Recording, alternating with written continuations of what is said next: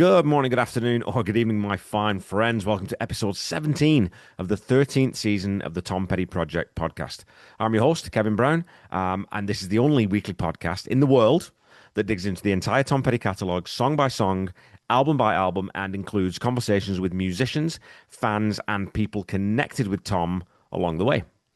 Today's episode is one I've really been looking forward to sharing with you. Down at the Tom Petty weekend at the start of November, one of the standout performers, not just this year, but every year, and everyone agrees that this is true, one of the standout performers is Shine, either solo or with her band Shine and the Shakers. I had a fantastic chat with Shine in the green room on the Saturday during the weekend, but my tech failed and I lost the interview. So I reached out to see if she'd want to come hang on the podcast for a full episode, and she very graciously said yes.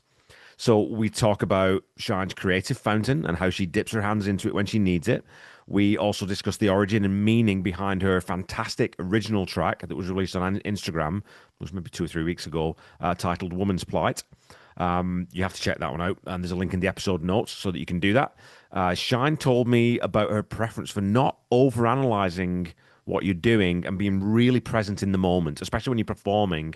And she gave me a superb explanation of the emotional difference between a guitar and a piano as musical instruments. I know you're going to love this one, folks. So sit back, relax, and enjoy my conversation with the sensational talent and all-round lovely human being, Shine.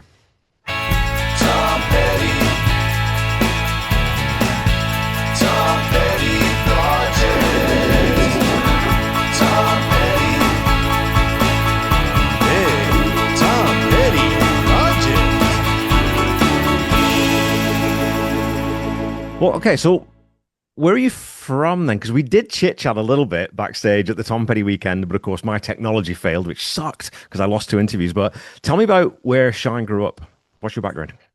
I grew up in Ocala, Central Florida, basically. I went to Westport High School, and that's where I grew up.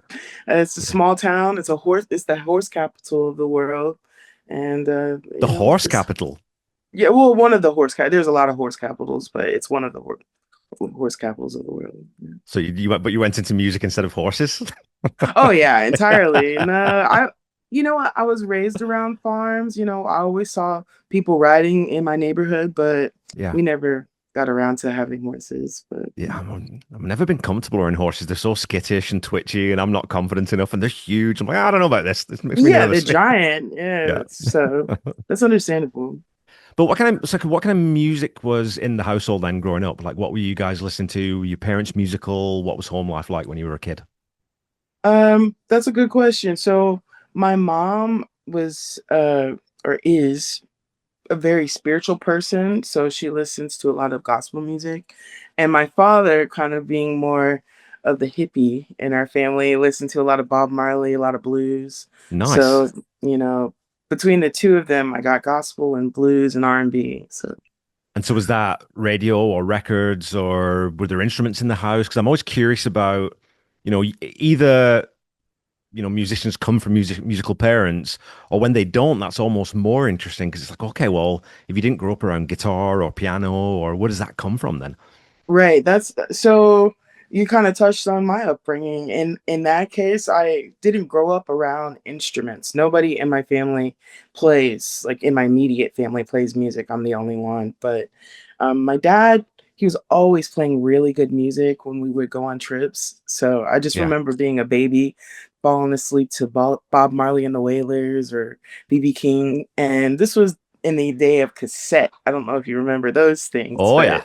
but yeah, so he had a ton of cassettes that we would listen to. And so yeah, so I have to give it to my dad for influencing oops influencing me in that way. But so yeah. Yeah, I But mean, there were no instruments in my house. I think I came to music when my mom got me this what is it? A baby Schwinn piano. It's like a okay. little mini piano, and but the tines are real on it. It really has a feel of a real piano. Right. And I figured out how to play Mary Had a Little Lamb without any instruction. Yeah. And so she was like, maybe she has something. Well, and that So is that innate part that you can learn your craft and you can get better at playing and you can tweak that and you can hone it. But if you don't have that musical center, that's the bit that you can't teach, right? The ear. You can't teach someone to just hear when something's right and when Right. something's wrong. So, but I mean, Bob Marley, coming up with Bob Marley. I mean, my brother introduced me to reggae generally, and I go back now and I listen to Exodus, and I always think of Yeah. why is that album not in that same discussion as all the Revolver and all those albums Right. for the greatest albums of all time? It's immaculate front to back, and It's Peter Tosh's incredible. The guitar is yeah, groove, the mix on the album is incredible. The words are powerful. Yeah, that's its own story, but I agree with you 100%. So, is there any? I like to talk about with people as well because I remember very vividly when I was about 5 or 6 or 7, maybe. When you sort of now you're aware of music and you can sort of actually listen to music rather than it just being on. And I remember hearing Black Dog by Led Zeppelin come Oh blaring out of yeah. the speakers and just thinking, "Oh my Whoa. God, this is for me." Was there a hmm musical moment that you remember thinking, "Oh, wait a minute, this is what I want to do"? You know, hmm. It didn't happen with a celebrity musician, actually. Okay. I remember being in high school, we would compete against the neighboring high schools and different like jazz piano competitions, symphonic competitions, and so you would go to these competitions and me being so in my mind, Ocala is a small town, but there's towns way smaller than Ocala. But at the Yeah. time, I really felt like I was from a small town. But you go and compete with bands from Miami, you go and compete with people and bands from larger metropolitan areas, and some of the sounds I would hear, just like the compositions, Yeah. I was like, whoa. And being on stage myself at an early age, that was always fun. So So what was the path into that then? So did you get sort of formal training quite early on? You said your mum sort of recognized, oh, I think she can actually, there's something there. Did she sort of then steer you into, let's get you piano lessons or let's get you guitar lessons? What was that sort of those first steps into music like? she did try, she attempted to. So a lot of people don't understand this about taking lessons, but you really have to find a teacher that is suited to your personality. Yeah. That is one of the biggest keys of success when it comes to taking musical instruction. And I was very picky as a little baby. I really wanted a teacher that was going to allow me to be free to express myself while not being too strict. And so I did have a hard time finding a teacher, but there was one, Ron Sweets, and he was just incredible. He ended up um, being awarded. He went to the White House. I can't remember. Yeah, like he's an accordion player, and he ended up going to the White House, but I don't remember if it was for his accordion playing or his teaching. I can't remember, but he had a picture of himself up on the wall with his accordion. Oh, wow. He's like a big deal. Like So Zydeco kind of stuff, that kind of old Louisiana bluesy kind of accordion, or because I was so young when I saw the picture, I wouldn't even know how to ask about it. okay. I was just a baby. Like I mean, I might have been 6 or 7, but Yeah. Ron was the first teacher that really inspired me. So from him, um, middle school there was no instruction. High school there wasn't really any instruction, and then when I got into college, I really wanted to go deeper in my understanding of theory and, harmony and technique. So I took a couple years of classical piano instruction, but for the most part, what I know about music has been hard won, Yeah. just working on my own. And that's where the fun is though too, right? Because those lessons, I mean, and it is good to have those foundations, I think too, right? I mean, if you've got both, if you've got the foundation, so you have that sort of broad concept of what modes are and how you can sort of mix those types of things in, but the stuff where you think, hang on a minute, if I play this phrase here and then I just move Yeah, it up 2 steps, something that's no, that's something why there. is that Yeah, cool? yeah, yeah, yeah, Yeah. yeah. That's such a cool thing. And I think you can try to learn that, like you were saying about the ear. Like go through lessons and read and understand the concepts, but there's something about application, just Yeah. getting into music and getting your hands dirty and trying things. It's the concept of 10,000 hours, which is always a bit hackneyed now, but it is true. When you look at like all the greats, part of it was the inspiration that they had, but the other part is they just did it over and over and over again until their fingers bled and their minds went to sleep, you know? Exactly. Yeah. Exactly. Okay, well, let's talk about guitar then. When did you pick up a guitar for the first time? Because that would that you consider that your primary instrument now, I assume? It is my Yeah. primary instrument now. I think I told you the story of how I was in, I believe it was high school, and I traded a CD player for a white guitar that had a ruthless sticker on it, and it played like crap, but I was so happy to have that guitar. I was so proud of that guitar. So, that was kind of the beginning. I must have been, well, it was about 12, so in my Yeah. freshman year of high school. So when you come off the back of playing piano, and I play very rudimentary piano, I play pedal point bass, I can't play octave bass.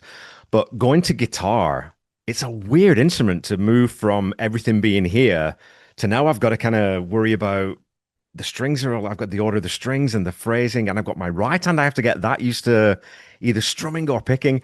So did you find that transition difficult, or once you started playing, did you think, yeah, this feels right, this feels natural? Um, it's funny because it's ignorance is almost bliss. Right. Approaching the guitar, I had it was like meeting a new friend for the first time. So I had no prejudice, I had no bias. So Right. it allowed me to just, kind of coast into the world of what a guitar is. I just enjoyed being able to hold it. You know what I Yeah. mean? I just enjoyed being able to like put my finger on the fretboard and hear the vibration. That was just such an Yeah. exciting. I was like, oh my gosh, if I can do that, then maybe I can do two. Okay, now I can do a chord. Maybe I can do a couple scales. Whoa, now what about bending? And then it just There so is, I've always thought that there is a slightly different relationship between a guitarist and their guitar than there is between a pianist and the piano. And we were chatting at the weekend about Glenn Gould. I mean, maybe he's one of the exceptions that proves the rule. But a guitar just, it's because there's so much more you can do with it expressively and it's more tactile. I think it just becomes more personal, that relationship with that instrument. I don't know if I'm right on that. Do you think I'm anywhere the, near close on that? in college, somewhere I don't remember where I heard this, but I think it perfectly encapsulates the relationship between a musician and a guitar, and a musician and a piano. So think about a guitar. You hold a guitar close to you, Right. and for a piano, you have to go to it.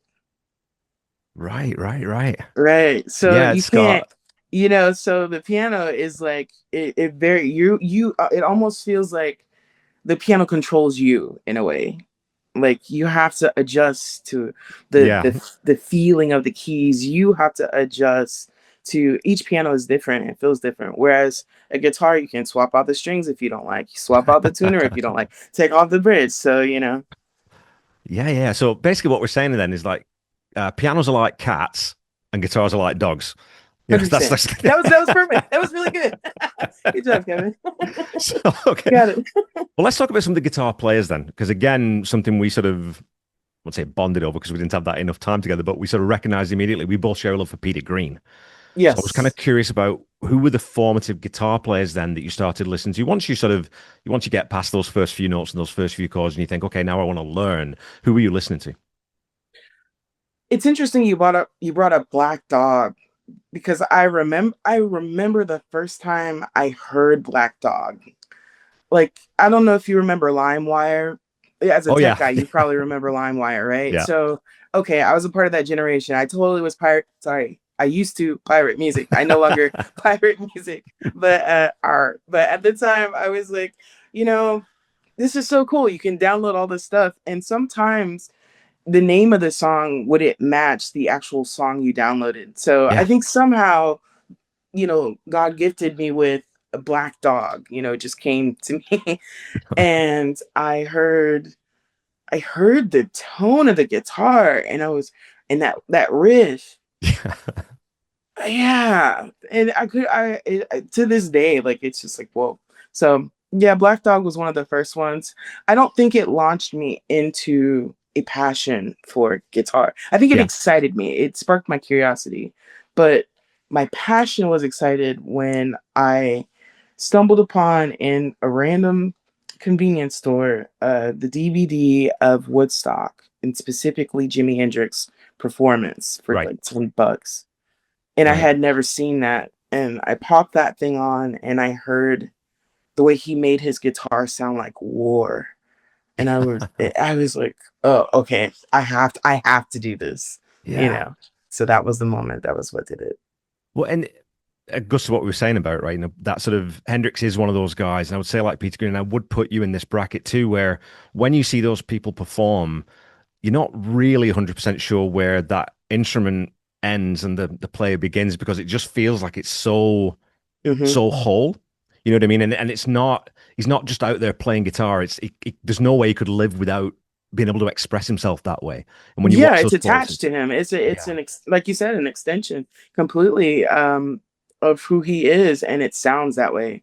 I believe in music, you can get to, and Tom Petty's this way. Like you can get to a depth in music where it's just like if you want to create an idea, you could just pull it. It's like where is it coming? You just pull yeah, it from somewhere. Tom Petty is exactly that way. Like if I think about songs like I Should Have Known It, right, but yeah, that kind of has that kind of the lick has that Black Dog edge, you know what I'm saying? It has that power and that potency, but he pulled that lick from somewhere, you know? yeah.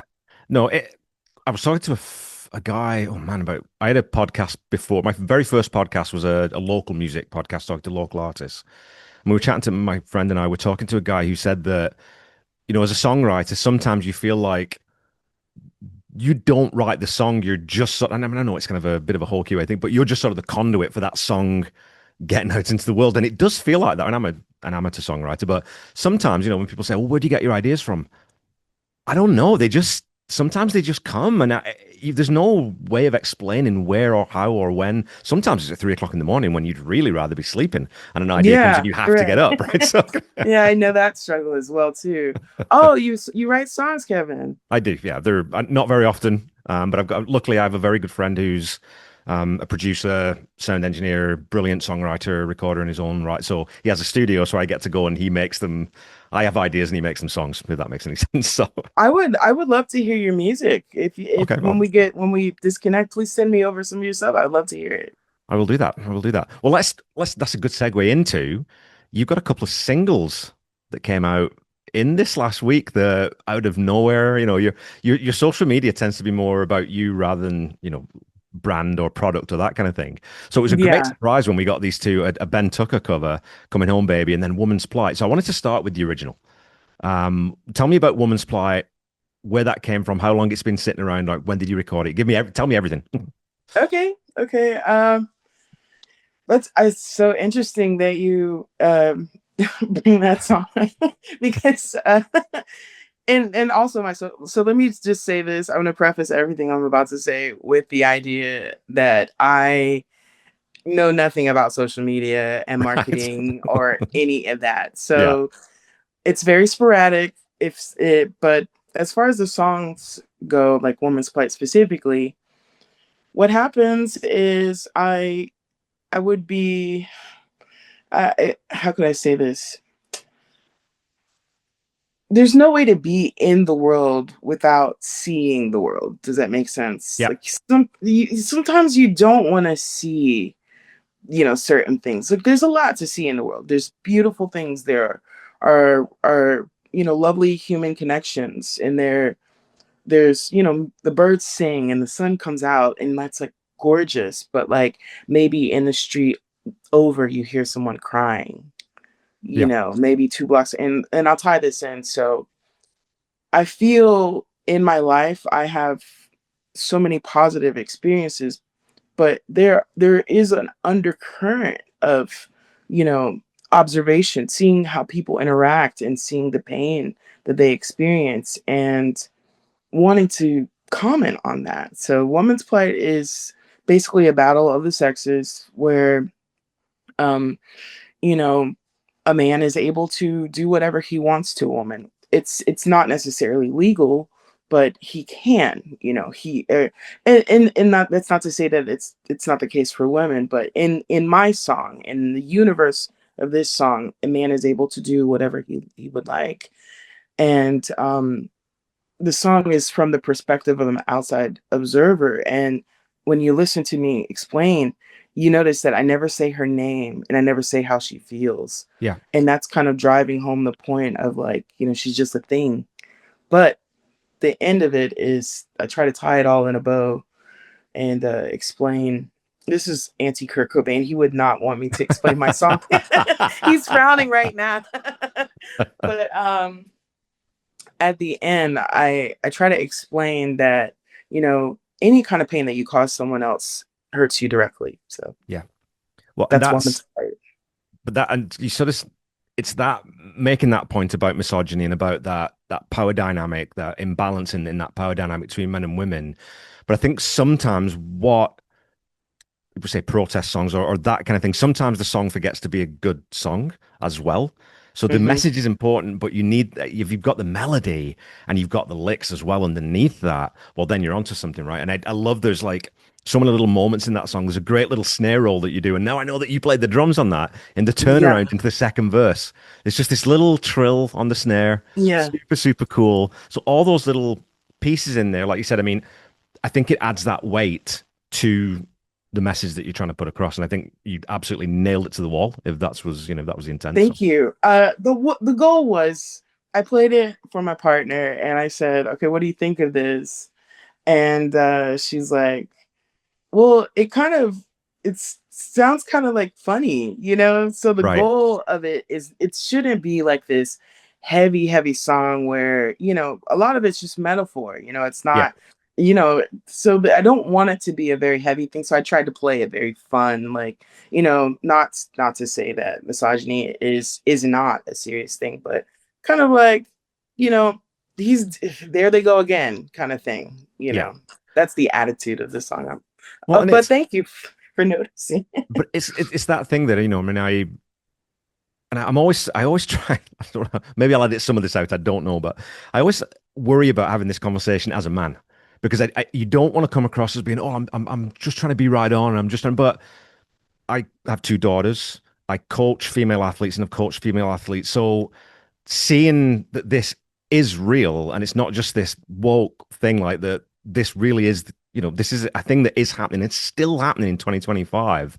Yeah, And I know that I am still part of the problem. It's difficult to process on my, and boohoo me, right? But it's difficult for me to process that. But what I've it's always been incredible to me is that some men won't accept that by keeping women down, you are hurting yourself. Like, how can you possibly not see that right. if 50% of society is failing, all societies we're failing. The whole Yeah, endeavor fails. exactly, exactly. That's always been my perspective, and I'm glad you said it's not this woke thing because I do not consider myself to be an activist or revolutionary. I don't even want to put strong messages out. In fact, I think that song was probably and hopefully you don't mind getting a little personal here, but Of course. I lost my cousin to domestic violence. So in my personal life, I saw a very young person, very vibrant person who had tried to get away from a dark situation and they weren't able to escape no matter what they did. And that is what I mean by you may not want to see the world, but the world will come to you. So Yeah. when you have something like that happen in your life, it becomes a part of your well, your musical well. It becomes a part of your musical fountain. And Yeah. so as my fountain is flowing, you get songs like Woman's Plight because it's in there. Yeah. That's heavy. And I'm really sorry. I'm really sorry, obviously, that you had that trauma in your life. I think But that, but you sort of, you also straddle that line properly. Also, I'll use the word properly in this song in the same way that we talked about this with Petty Lots, right? Where if he's writing about something specific, Tom Petty always manages to still make it universal. And right. so with lines like "you can leave her in a ditch, no one would care," or "you could rob that woman blind and they just won't see." So you blind and see. There's still a lot of really good, clever wordplay in there, sort of underneath the message. So there's enough there. If the message isn't resonating with someone, you can enjoy it for that reason as well.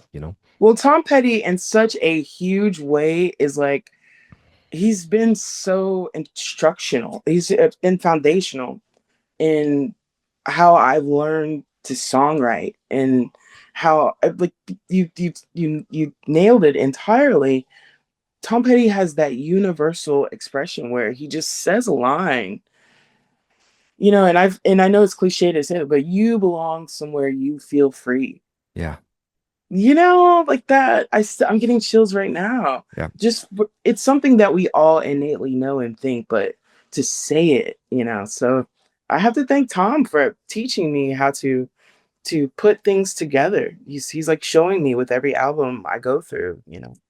So, well, I should quickly talk about Coming Home Baby as well, because, and I've got it. We were talking a little bit at the weekend about, you sort of said that I have a broad taste in music, and I've got like a You really weird, do. but there's still huge gaps. I'd never heard Coming Home Baby. I'd never heard that song. Mel Torme? I'd never heard it. Missed it completely. That's one that just fell through my cracks. And so Okay. so I had to go back and listen to. So yours was the first version I heard, right? And of Oh, course, that's cool. in that way, that's kind of the version for me now. You know what I mean? So, but going Oh back and listening to wow. Mel Torme's version, it's like, okay, I see how you make that yours now. And that's another thing that you do. And we'll get into sort of talking a bit about the Tom Petty weekend maybe. But you have that ability to not just cover a song, you take and you think, okay, well, how do I make this mine now? So tell me about why that song to sort of record and sort of put along. I'm assuming there's going to be an album or an EP coming maybe that this is going to be on, You know, or maybe I not. I think I joked with you outside at some point, or I can't remember who I told. I tell everybody this. Like, I'm hardly a musician. I'm hardly anything in this world. So I don't know if there's an album. I don't know if there's a gig. It's just you just gotta stick around. It's sad. Just Watch turn which up. way the wind blows. I But mean, yeah, so how were you asking about how that happens, how I make a song my own? Is that yeah, what it was? exactly. How do you find the bones of it and then think, well, okay, now I know where the center of it is. How do I take that and take it somewhere different? Well, I think it's similar to you right now. Like you as an and I before Tom Petty Weekend, I had another interview, but your interview really stood out to me. And I've had a couple in the past with different people, but you specifically have been able to learn about the people you're talking about or you're talking to, like learn these details about them that, you think kind of tie in with who they are. And that helps them to open up. Like Oh, I feel comfortable talking to you. So I think we're similar in that way where you get to a point because you love something, you're passionate about what you're doing, or either very thorough with right. it as well. So you get to a point where you learn you ask yourself questions, what makes this person, what makes this song, Right. you know? Yeah, and it's a great tune too. And so thank you for introducing me to that because now I'm going to end up in a rabbit hole listening to Mel Torme and all that kind of stuff now, You which should. His is yeah, voice is great. yeah. Yeah. Great solo too, and that clean tone. Because I mean, again, let's talk about this is going to be super nerdy stuff now. Maybe we'll lose a few people Let's for 10, go. 10 minutes here, but talk about tone because tones like your singer's vibrato or their timbre or whatever it might be, tone's everything for a guitar player, right? And then I feel like you're a tone chaser. I feel like one of those people who's always thinking, how do I get that tone's not quite exactly what I want to say at the moment. So Mhm. talk to me about guitar. Like when because you were pulling your guitar apart. I saw on Instagram today you stripped it down and Oh you're putting it all back yeah, together. listen, You're a jazz master. listen. Yeah. There's half of it. Yeah, just have this poor guy. So But go ahead. when you're trying to find tone, what are your reference points for thinking, okay, it's going to be clean or it's going to be even down to it's this guitar, it's that guitar? Is it literally just sort of play it on this guitar? Yeah, that feels right. I'll sort of turn this down, turn that up. What's your process for getting the right tone for any given song? I really wish I could have a more technical answer for you. I think really what happens is everything I've listened to has been imprinted on me in some way, and it's in there. Yeah, And I think I'm always weighing how this song felt to me versus how what I'm playing feels to me. Like for instance, I did Booker T not too long ago where I was just jamming on yeah, the Green Onions riff and trying to get those licks, those Steve Cooper licks. And, like I'm trying to feel like it's more about the feel. Like, does this feel like it? No, I got to do that. Oh no, Right. that so you just tweak things until they feel, you know. Which is incomplete. Um, that completely ruins your idea that you just said that I don't feel like I'm not a musician. That's kind of what a musician is. That's what a musician is. Is who Well, someone who finds the soul and heart of a song. So I thought it was just obsessive compulsive disorder. That's what I thought. It's just I was talking to Sean. I was talking to ADHD. Sean Murphy, who was he did the storyteller session after me, and he runs a thing called the Tom Petty Trail, where he maps all the different, Tom's old house and his high school and all this kind of stuff. And we were talking about obsession. And there's this thing we've got in the world today where obsession is this bad thing. I think if an obsession takes you in a good way, I mean, Beethoven was obsessed. You tell me Yeah, Beethoven was obsessed, Jimi Hendrix was obsessed, Stevie Ray Vaughan was obsessed. Do you think Stevie of Ray Vaughan course. spent a single minute of his life without a guitar in his hand if he could? You know what I No. mean? So Oh my obsession's a good thing. gosh. With those baseball bat strings, are you kidding me? Like crazy. Yeah, crazy, man.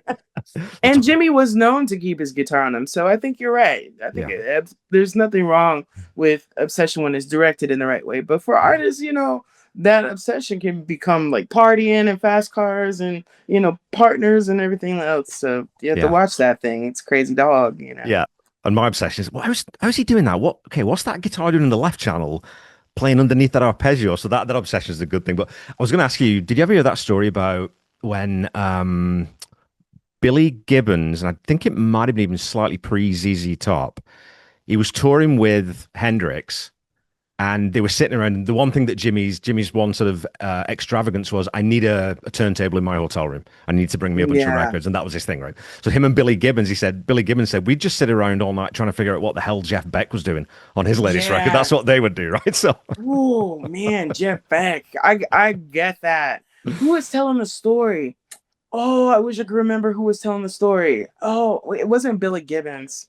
My memory fails me now. But one of the guitar greats was telling the story of how they opened for Jeff Beck. And, when he went on, he started the show, or at some point during the show, he takes the guitar neck and he's trilling right. he has the guitar from the high point of the guitar neck, and he's allowing the guitar just to Yeah. slip down his fingers while he's trilling. Holy crap, like what, where did that guy come from?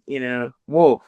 I think that was that same interview where they were talking about his guitar was basically never in tune, so he would just accommodate it and then he would just bend the strings back into tune as he was That's playing. smart.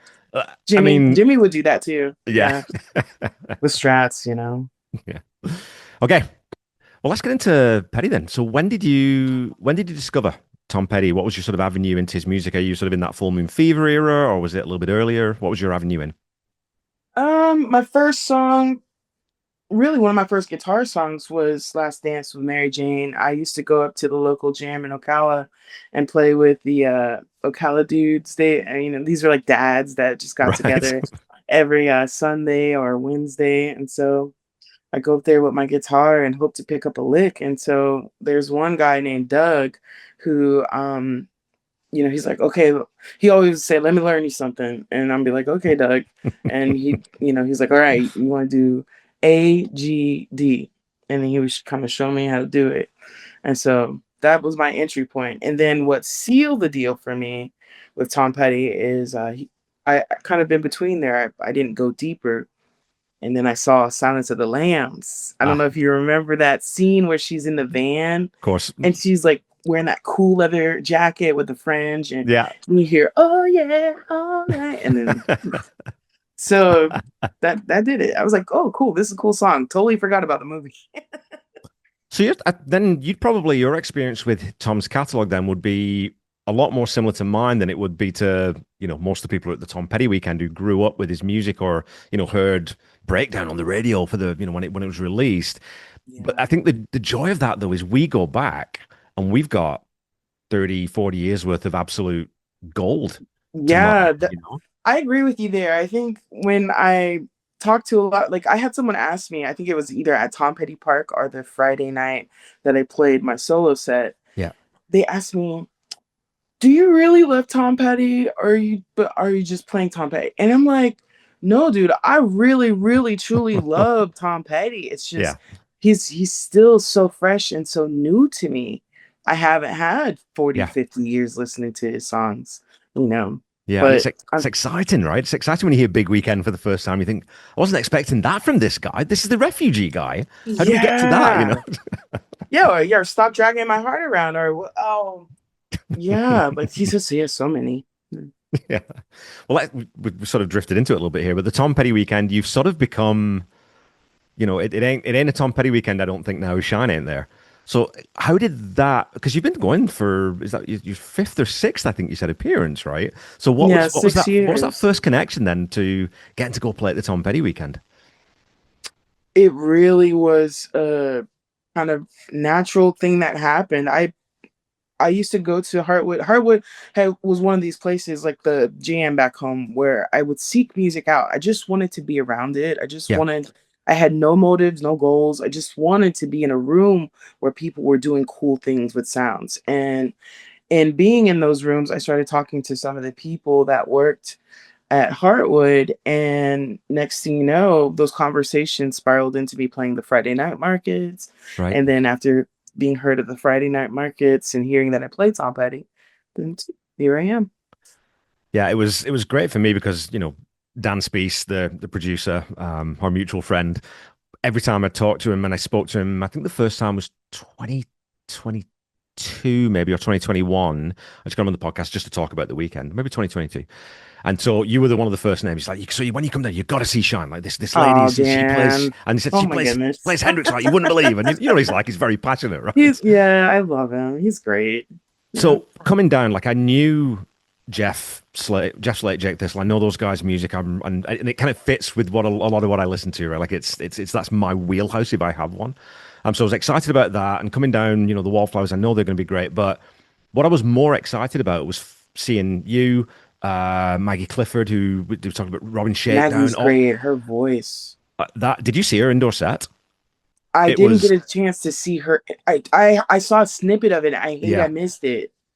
It was one of those, and we'll end up talking about. It was I Yeah. had a similar experience with yours, but it was when you're in that room, like you said, because the Harwood Soundstage is such an amazing place to hear music. If you're a music fan, because the acoustics in there are unbelievable. It's Hmm. intimate. There's not a bad seat in the house. So No. Maggie's set was intense. Like Yeah. the audience didn't need to be there because she was so in it. And when you see someone who's sort of so into what they're doing like that, it's really engaging, right? But yeah, I want to talk to you about your sets though. So the first one was the pop up on the Friday. He came out and played, I think, three, maybe four songs out there. I was watching, okay, this is kind of cool. I'm really enjoying this. The next one was your opening on Saturday for Jeff and Jake. So I wanted to talk to you about the difference in your persona, your performative persona between when you're just playing, it's just you and your acoustic, or when you're on stage with the band, because you came out on that stage and you were a rock god. Like, oh my God, this lady she owns this venue right now. So how does that happen? Uh. Well, it's like either you're gonna sink or you're gonna swim, and I think what Right. happens is I'm like fighting for my life not to sink, so it comes off as like, rawr, like go, send it, Yeah. You know, But me and Pete were I saying though, because often there's almost sorry to interrupt, but go ahead. there's almost that like that challenge where you've got that sort of strut on stage on the big stage where it's like, I dare you not to listen. I dare you. You know? You have to send it. Yeah. Pardon me. Do you mind if I turn on the light really Of quick? course, yeah. I feel like it's getting dark in here. All right, there we go. That's a little There we go. better.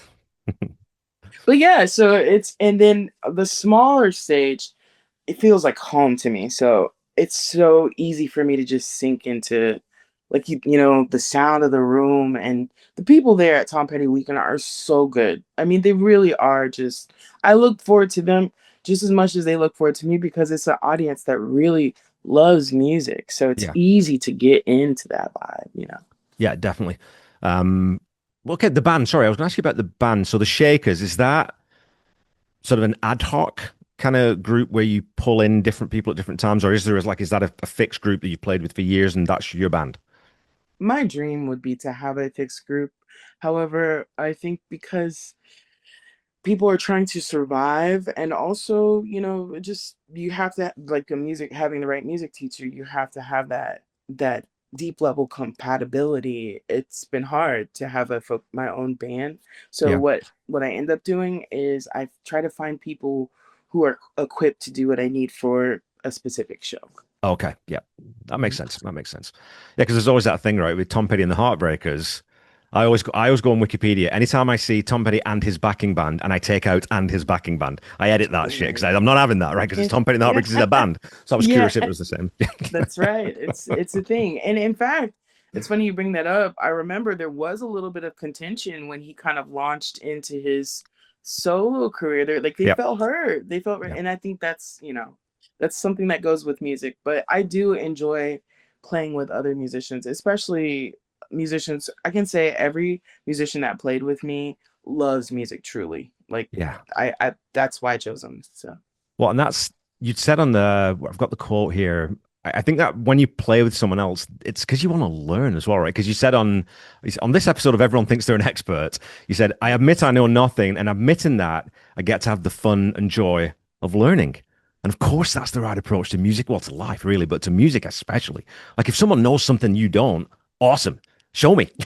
yeah, like please. It's such a cool journey. So yeah, you're right. Kevin, I just have to keep singing your praises. You Oh, are a lovely interview. I mean, like just thorough. I appreciate artistry and I appreciate anyone's attention to details. I try to be someone who's into the grit and the yeah. details of things, and you are in it. Good job, Kevin. Well, and honestly, I'm impressed. it comes from a place of I don't get paid for my podcast. This is not a professional thing. It's a passion project for me. So I only really ever ask people to come on who I'm interested in, right? So then I think that's just due diligence to go back and listen. But again, that's the obsessive thing, right?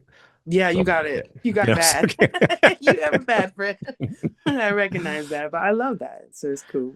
so something else you said at the picnic too. So your third performance of the weekend out of four was at the picnic, and again, that's a different thing entirely. You've got the pop up is a tiny little stage for a few VIPs. Then you've got the big rock and roll show on a Saturday or Friday night, and then you've got this public, loose gathering picnic kind of thing where really it's just sort of all bets are off, right? And so Hmm. I wanted to thank you again from the bottom of my heart for playing Oh Well. And I don't know if you Yeah, I remember can just see sort of that saying for that you. this was for Kevin. But to hear someone have the confidence to change that lick a little bit and put some inversions on that riff, and okay, I'm going to throw something at you and see what you think. I think All Well might be the best riff. It might be the best riff ever written. I'm not too sure if it is, but it might be. Because I'd say it's got to be top five. yeah, because It's got to be top five. as soon as you hear it, it's like, what is that? You know? But look at Peter Green. That speaks to the level of Peter Green's writing. He gave us Oh Well and Black Magic Woman. Yeah, and Oh, and right. Albatross. And Albatross. Albatross. I forgot about Albatross.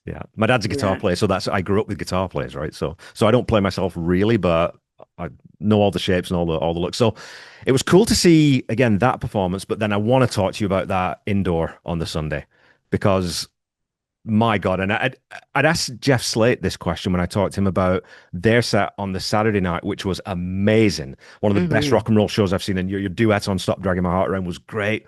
I was kind of secretly hoping you might stay on stage and duet Insider with Jake. I thought, oh, that'd be kind of cool if she sticks around. That would have been fun. That would have maybe it'll happen. You never know. But to But get to that stage in the Sunday set where you came out and it felt like you were just so relaxed. And like you said, if you know the Heartwood and you know this place and you've seen some of the people probably at the weekend before, you came out and you sort of said that like I've done the petty stuff, I've done a lot of deep covers, so give me a little bit of leeway here to dig back into some stuff that Tom might have been listening to, and then just gave us this rip roaring blues virtuoso set with a loop pedal and all kinds of like vocal pyrotechnics. It was, I mean, I've said this and I'm not blowing smoke here. Top five, maybe top three live performances I've ever been in a room for. It blew me away, Shine. It was amazing. that's a huge compliment because I know those ears have heard some music. So thank you so much for saying that. Yeah, I found myself, and I don't know if I think I'm weird in this way that when music's that good, my reaction to it is to laugh because Yeah. it makes me so happy. I just Yeah. find myself grinning and laughing like an idiot because it's like this is just this I couldn't be any happier right now, you know. And when you did Oh Hey yeah. Joe, when No, you I say don't think that makes you weird at all. I think okay, that's so good. natural. Like it's very much like well, they call Jimi Hendrix music electric church. So Yeah, if you ever get a chance to go to a church in the South, when the organist goes, "Wow," somebody will jump yeah, up and be like, "Yeah," So that it's a very natural response. yeah. But it was just ridiculous. Like I said, and the one that I keep telling everyone is you've got to hear this version of Hey Joe. That was just something from a completely different planet. And I know that I think I've seen a couple of videos of you playing that one on YouTube. So is that one that you sort of think, if I need to really sort of wow people, I'll pull out Hey Joe because I know I know what the shape of that is. I know exactly where I can fit into it and make it mine. Is that sort of like one of your go-tos or?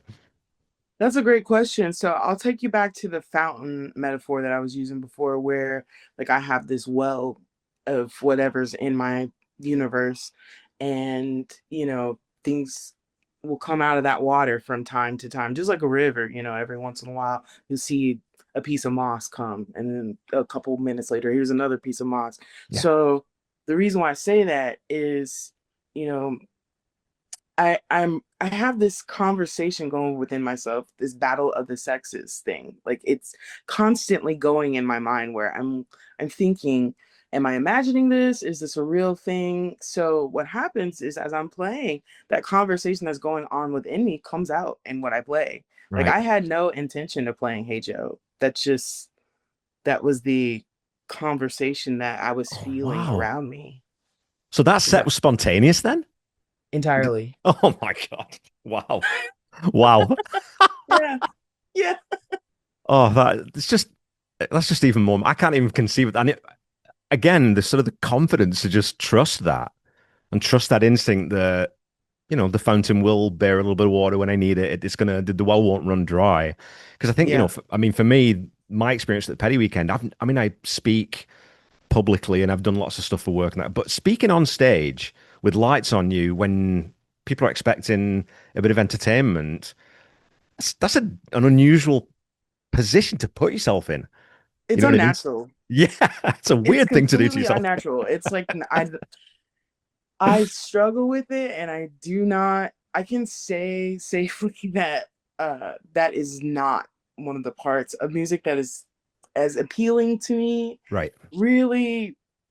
But when you're there, it's really. I hate to say this, but the most attractive part of performing on stage is the ability to hear that room, to Right. hear your sound in a specific room.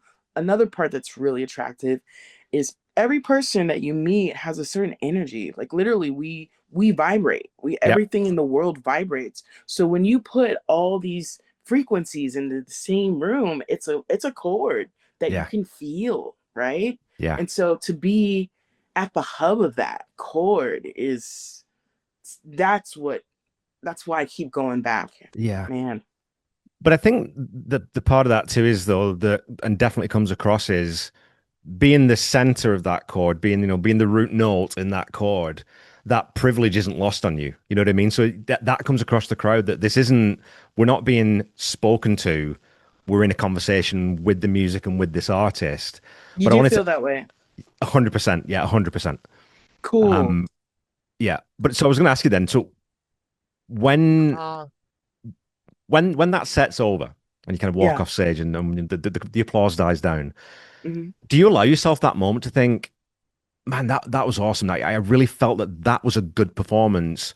Or are you at that stage now because you've done it so often do you sort of think, oh man, I wish I'd done that, or I kind of dropped this note, or I did that, or do you allow yourself that time to be happy with that thing that you just gave to people? That's an interesting question. When I perform, for the most part, I'm really a naturalist at heart, so I want to try to, and you'll notice my yin yang earrings. I don't know if you see those. Yeah, I'm really about kind of getting out of the ego. So I try not to spend too much time, thinking about whether I did good or bad. Because if I spend time thinking about whether I did bad, then I may never do well again because I'm so right. worried I'll make a mistake. And if Yeah, I spend too much time thinking about how good I did, I may never practice and become worse. So yeah, yeah, yeah. No, I mean, although I would say, and I've had this again, I've had this conversation with musicians all the time. When you're a musician of the caliber of you, and so obviously your songwriting chops, there's no way you wouldn't do it. There's no there's no way you go a day without just sitting down and playing just for the sheer love of it, right? Because you can't Oh really yeah, oh you yeah, yeah, can't turn yeah. that tap off, right? That's not a Yeah, tap you can turn off. So I can't at this point. I really can't. Like it's if there's an like right now, literally, I'm surrounded by instruments, and yeah, this feels right to me. So, but and I see you too. Like you got your drum set back there. I got my harmonica there. I got my keyboard here. See, There is a guitar somewhere, but obsessive, right? Right. and I should say too, I've got a harmonica. I haven't learned to play it yet. It's still a mystery to me how you bend notes on a harmonica. I don't know how that works, but I'll I'm get there. looking at my harmonica set right now. Yeah, It's crazy. Yeah. But it's one of those things where you I don't want to spend too much time. Now, what I will do, just like I took this guitar apart, I do take every once in a while, if I get the privilege to, like somebody caught a piece of my performance, I will like listen to it once or twice and take it apart. Like, yeah, was this true to how I really felt? Did I really convey what I wanted to convey? Did I say what I wanted to? yeah. You know what I mean? That can be hard too, though, retrospectively, right? Because in the moment, in the way you feel, well, that is the right thing to do. You probably have made the right choice. Where I think sometimes if it's two, days later and you feel a little bit different, you're not in that same space, and you watch, you think, was that Yeah, right? it's not as accurate looking back. And you're Yeah, right. Like for example, when some people were posting clips from my indoor set, and I kept thinking like I was kicking myself because I promised at the beginning of the set, I said, okay, at the end I will do some Tom Petty, but I right. never got around to doing it. So these are the kind of things that I'm like, well, maybe next time I should put the Tom Petty stuff up front, or maybe wedge it in the middle instead of just, you Yeah, but know. like you said though, I mean, everyone in that room was a music fan, and you gave us a performance of a lifetime. So it was like no one cared that there was no Petty. Okay, okay. I don't think I people don't want you actually guys to follow noticed. me if I you didn't play Tom Petty on your indoor set. Yikes! Sorry. You played so much Petty over the weekend. You absolutely earned the right to go out there and have some fun on the Sunday. So. Okay, well, thank you. I appreciate that, Kevin. I will accept that. Okay, well, Shine, this has been an absolute pleasure, a joy, and I've learned a lot. I've learned that you can play drums. I've learned that you are just as amazing to speak to as I knew you were from Gainesville. Please tell everyone where they can find you, what's coming up, what they can watch out for, and what they should be listening to. Yes, so I want to firstly say thank you for having me, Kevin. Again, like you're saying, we had such a nice chat, so I'm happy we got to do it for round two. Yeah, And then so if you're out there and you're looking for me, I'd say the best place to find my music consistently would be Shine and the Shakers on Instagram. I always drop some kind of jam or some kind of single. I'm always putting music out in that avenue. Eventually, you can look for me on Bandcamp. That's in the works. And then the next thing, if you're looking to see a live show, you can check me out at a place called the Imperial in Orlando. That's my mainstay. And there's another place here in DeLand called the Artisan. So if you're not doing anything, stop on by either of those locations.